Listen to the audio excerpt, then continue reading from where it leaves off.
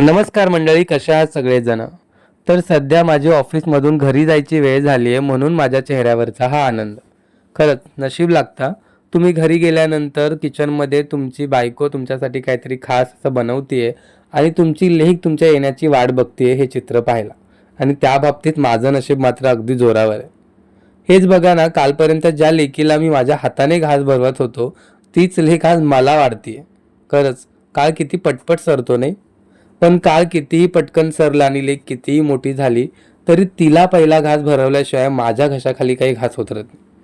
खरंच सुख सुख जे म्हणतात ते याहून वेगळं काय असेल हो? मला कमेंट करून नक्की सांगा. आणि बायकोच्या कौतुकाबद्दल म्हणाल तर आजचीच गोष्ट तुम्हाला सांगतो.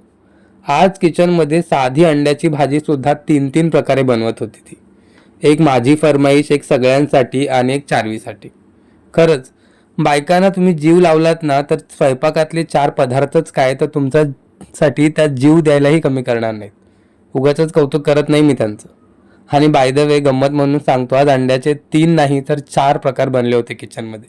लास्ट मिनिटला मम्मीकडून ही 2 अंडी फुटली, आता ती वायाला कशी घालून द्यायची म्हणून त्याचं हे लास्ट मिनिटला केलेलं ऑमलेट.